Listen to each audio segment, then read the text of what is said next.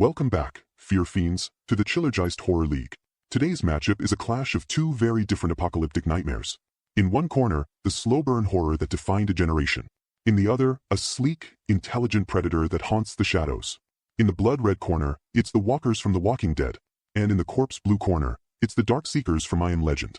Boris, what does your statistical analysis say about this showdown? Affirmative, Doctor. This presents a unique comparative threat analysis. Subject walkers represent a sustained, low-velocity existential threat, defined by their sheer numerical superiority and narrative longevity.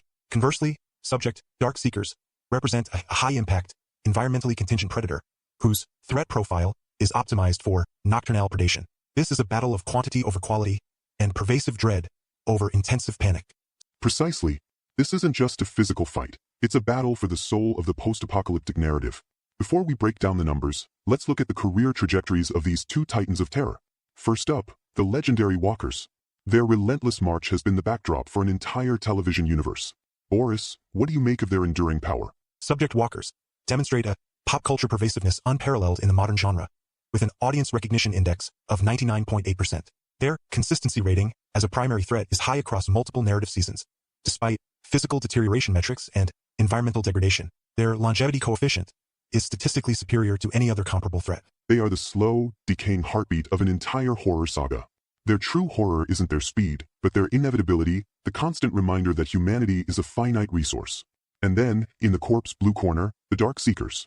A more modern, evolved horror, a creature that learned to hunt in the dark.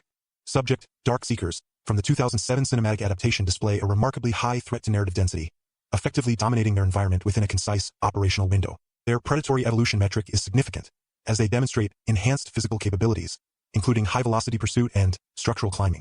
Their threat profile is a marked departure from the traditional undead archetype, introducing an intelligent pack-hunting dynamic. So we have the shambling symbol of a broken world versus the cunning shadow of a new one. The relentless horde versus the nocturnal predator. Who truly dominates?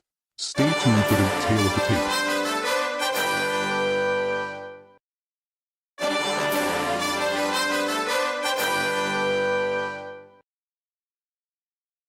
Welcome back to the Chillergeist Horror League. Boris, the tale of the tape, is ready. Let's start with pursuit speed. The difference here couldn't be more stark. Subject walkers maintain a measured pursuit velocity of 0.8 miles per hour, often described as a shambling gait. Their movement-to-distance ratio is minimal, but this is compensated for by numerical saturation.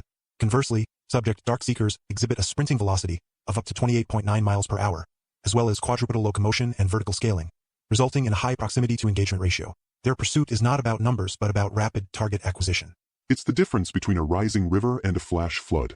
What about collective intelligence? Do these threats operate as a single mind, or are they just a mindless mass? Subject walkers exhibit a near-zero collective intelligence. Their actions are limited to proximity-based aggression and acoustic attraction. Any perceived coordinated movement is simply a consequence of a shared stimulus response. Subject Darkseekers demonstrate a rudimentary pack-hunting and problem-solving intelligence. They are capable of trapping and baiting targets as well as communicating via high-frequency screeching, elevating their threat profile from reactive to proactive. The walkers are a mindless, beautiful mob. The Darkseekers are a terrifying pack that can set a trap. Now, threat versatility. What other tricks do they have? Subject walkers' threat versatility is primarily limited to bite-based contamination and overwhelming numbers. Their physical deterioration can lead to limb severance and structural failure. Conversely, subject Darkseekers demonstrate a high threat versatility, capable of multi-vector attack, including high-impact melee and coordinated pouncing. Their physical agility allows them to engage targets in varied environments. The walkers are the threat of slow decay. The Darkseekers are the threat of a sudden, brutal ambush. Next, durability and sustainability. What can these creatures withstand? Subject walkers demonstrate a high sustainability factor due to their status as reanimated corpses, requiring cranial destabilization for termination. Their durability is limited by their decomposing state.